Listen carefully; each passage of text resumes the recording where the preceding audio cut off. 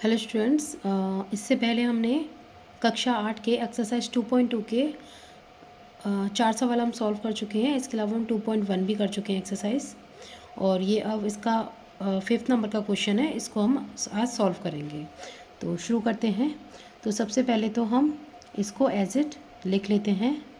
3t minus 2 4 minus 2t plus 3 upon 3 is equal 2/3 minus T है, तो इसको इस तरह भी हम लिख सकते हैं t/1। तो टी के नीचे अगर 1 लगा देते हैं हम तो कोई परेशानी नहीं होती उससे। नेक्स्ट स्टेप क्या होगी? अब देखिए, इसमें ये माइनस एक पक्ष इसका ये वाला है पूरा और एक पक्ष इसका ये पूरा है, ठीक है। तो इसमें हम क्या करेंगे, अब हम लेंगे इसमें एलसीएम। तो 4 और 3 का मैं आपको पिछली वीडियो अगर आप देखेंगे तो उसमें आप पता चलेगा आपको कि जैसे 4 और 3 है, इसका एलसीएम कैसे पता लगे। सबसे पहले देखिए अब बड़ी संख्या कौन सी है। तो बड़ी संख्या का टेबल आप काउंट करिए। लाइक 4 1 ज़ार 4, तो 4 मानो यहाँ पे रख दिया हमने, तो क्या 3 का भी 4 में डिवाइड हो रहा है? तो नहीं हो रहा। तो हम नेक्स्ट टेबल काउंट करेंगे। जैसे 4 एकम 4, ठीक है, 4 दूनी 8, तो 8 से भी 3 डिवाइड नहीं हो रहा। 4 हो रहा है लेकिन 3 नहीं हो रहा। 3 का पूरा पूरा भाग 8 में नहीं जा रहा है, ठीक है। तो 4 3 12। अब 12 को देखेंगे तो 12 एक ऐसी संख्या है जो 4 से भी डिवाइडेड हो जाती है और 3 से भी डिवाइडेड हो जाती है, इसलिए हमारा एलसीएम जो होगा वो 12 होगा। तो अब देखिए अब क्या करेंगे हम, ये कितना आ रहा है यहाँ पे, 4 3 12, 3 आएगा। तो डायरेक्ट ना करके पहले हम देखो 4 का भाग हम 12 में देंगे तो 3 हमारा भागफल आएगा, ठीक है। 4 3 12, और उस 3 का गुणा हम किससे करेंगे? इस पूरे से करेंगे, ठीक है। तो किस तरह करेंगे, पहले लिख लेते हैं, इस तरह आसान हो जाएगा। ताकि 3t माइनस 2, यानी इस पूरे से इसका गुणा कर दिया, माइनस। अब 3 का पहाड़ा जब हम 4 बार पढ़ेंगे तो 3 चौक 12, ठीक है। तो 4 का इस पूरे से गुणा करेंगे, ये माइनस का चिन्ह यहाँ आ गया। 3 चौका 12, 4 का इससे पूरे से मल्टीप्लाई करेंगे तो 4 2t प्लस 3। तो ये हमारी स्टेप ये वाली बन गई इस तरह, इक्वल। अब सेम इधर भी क्या करना है, हमको एलसीएम लेना है। तो इसमें एलसीएम क्या आएगा, 3 और 1 है तो 3 एलसीएम आएगा। 3 का भाग जब 3 में देंगे तो 1 हमारा भागफल बचेगा और उसका गुणा हम किससे कर देंगे, 2 से, तो हमारा आएगा 2 माइनस 1 का जब 3 से भाग लगाएंगे तो क्या आएगा, 3। तो 3 का जब गुणा टी से करेंगे तो आएगा 3t, ठीक है। ये हो गया। नेक्स्ट स्टेप क्या होगी, देखिए अब इसको हम ओपन कर लेते हैं। इस एलसीएम को एज इट लिख देते हैं। अब देखिए ये 3 है तो 3 का गुणा जब 3 से करेंगे, 3 3 9 माइनस 3 दूना 6 माइनस 4 दूना 8 टी, ठीक है।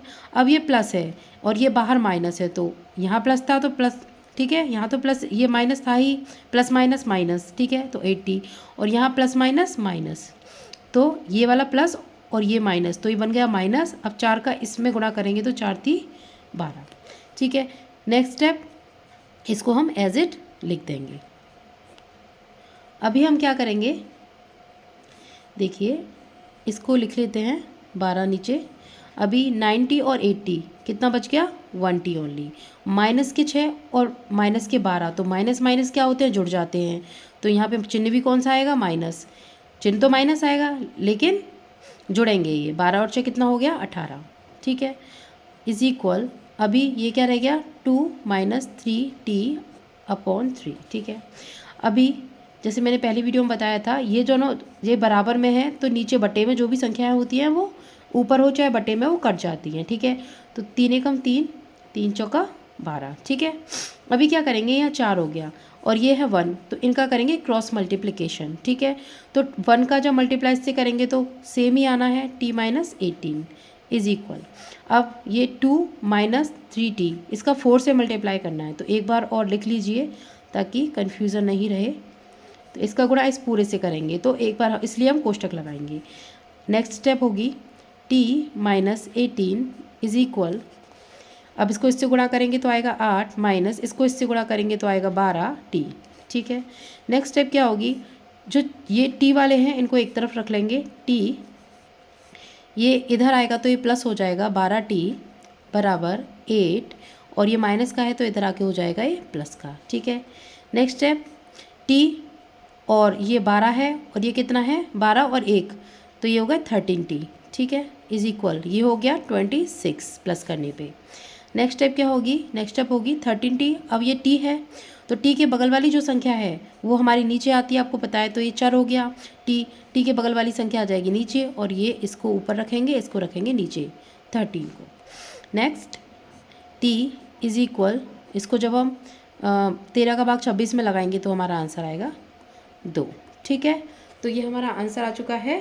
तो बहुत ही इजी स्टेप से मैंने बताया आपको, तो आप एक बार देख लीजिए। इस तरह ये मैं पूरा दिखा देती हूँ आपको, देखिए। सो ये इस तरह से स्टेप्स की आएंगी।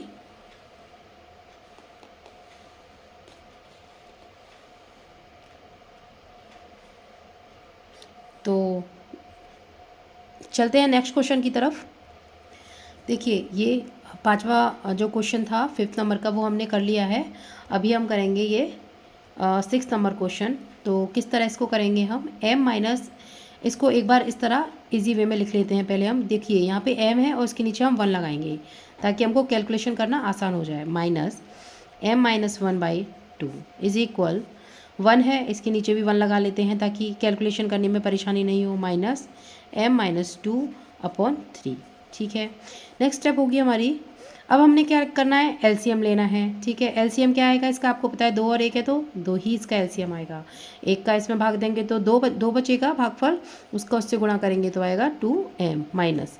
अब 2 है यहाँ पे तो 2 का क्या करेंगे, इससे 2 को इससे भाग देंगे तो 1 आएगा, तो ये एज इट आ जाएगा, लेकिन इसमें चिन्ह बदल जाएंगे। देखिए ये माइनस m है, यानी कि 1 का गुणा जब m माइनस 1 से करेंगे तो किस तरह आएगा, ये माइनस, ये माइनस तो यही है।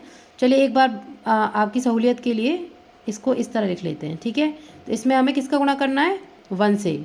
यहाँ भले ही लिख लो आप, भागफल जो 1 बचाता है इसका उससे गुणा करना है, ये गुणे का चिन्ह। ठीक है, क्योंकि कई बच्चों को इसमें कन्फ्यूज़न हो जाता है चिन्ह चेंज करने में, इसलिए इसको थोड़ा सा और कैलकुलेट कर लेते हैं हम।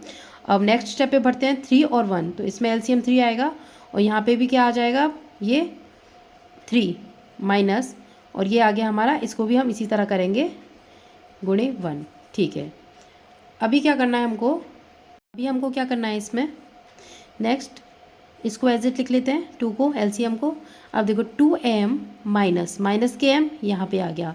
अब ये माइनस इसको कोष्टक में लिखा ताकि परेशानी नहीं हो आपको कैलकुलेट करने में। ठीक है, तो ये m है, माइनस के m आ गए, माइनस माइनस क्या होगा प्लस, और फिर यहाँ पे क्या है, ये गुणे, ये एक ही है, इसको इधर उधर कहीं भी लिख सकते हो। तो एक का गुणा हो रहा है तो सब पूरा यही आएगा, तो माइनस माइनस प्लस किया तो ये 1 आ गया। ठीक है, इसी तरह इधर करेंगे हम 3, तो ऊपर वाला 3 माइनस ये, अब देखो ये माइनस का चिन्ह आ गया, m का गुणा 1 से किया तो m ही आएगा, और माइनस माइनस हो गया प्लस, और इस 2 को 1 से गुणा करेंगे तो आएगा 2। तो ये हमारा आसानी से कैलकुलेट हो गया। ठीक है, अभी देखिए, अभी क्या करेंगे, 2m और 1m माइनस करेंगे तो क्या बचेगा, 1m प्लस 1 अपॉन, ये आ गया आपका 2 इज इक्वल 3 और 2 5 माइनस m अपॉन 3।